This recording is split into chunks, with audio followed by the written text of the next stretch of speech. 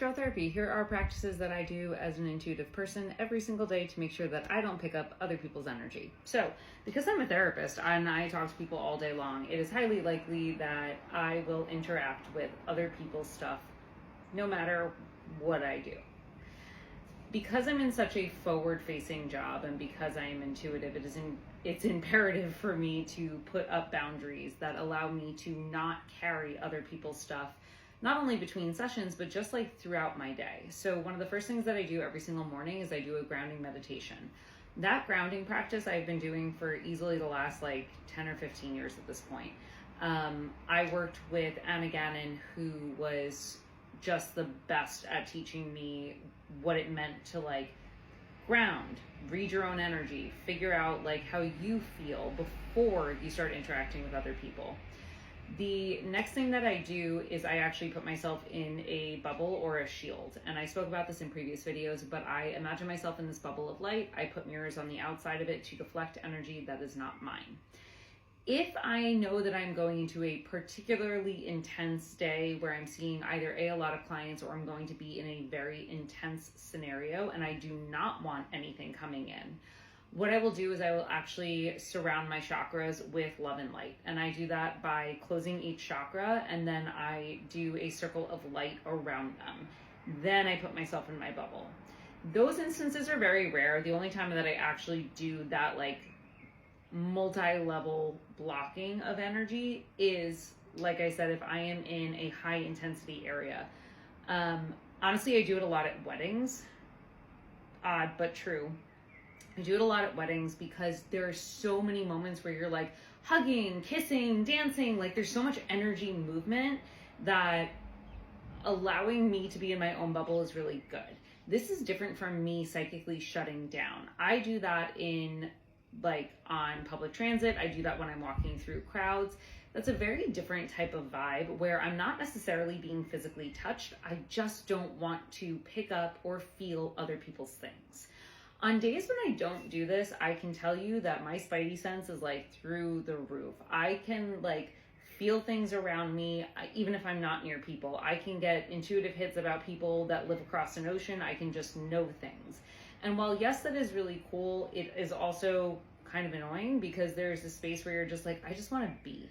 I just want to not feel things around me.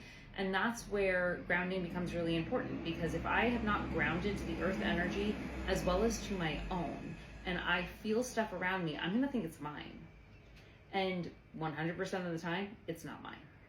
So that's why learning how to read your energy is so, so important. The next thing that I do, that I'm trying to do after every client, honestly, sometimes I just forget, is to clear after every client. I always clear at the end of the day. So I do a meditative practice, again from Anna Gannon, that was just it puts me right to sleep, but I also know that I have to clear all of my chakras before this happens. I just allow myself to release all that is not mine back to its original place. And even as I'm saying that, I can feel stuff kind of lifting out of my auric field, and it's very, very calming. I then call all of my energy home. What I am trying to do between clients, and again, sometimes I just forget, is I will just remove their energy from me and let it go back to them. Sometimes I do it by brushing like this and then float away. Sometimes I do it as a waterfall coming down over the down and through me, and it just releases all energy that is not mine. Sometimes I do wind and I return all of the energy that does not belong to me back to its original source. All of these statements work for me. They might not work for you. Intuitive work is something that is important to be learned with a practitioner that you trust. And intuitive work is something that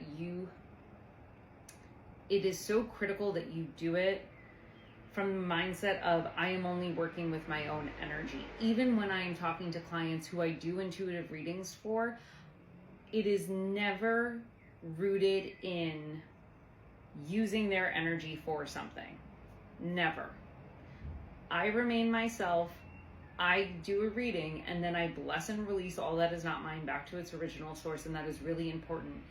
When I learned energy work, it was so critical for me to understand how I worked, what my energy felt like, and how to trust that I was never sending, sharing, or giving my energy to somebody else. That is breaking energetic consent. And that is the number one rule. And I've said this in previous videos, you never do that. You never send energy to someone else that has not consented to receiving it, verbally and energetically. That is why when it comes to like manifestation videos about calling in like a partner or something like that, a lot of the manifestation practices that are like encouraged in that headspace of like send your energy to them, no. Even as I say that, my stomach is like tightening as like a rejection of that.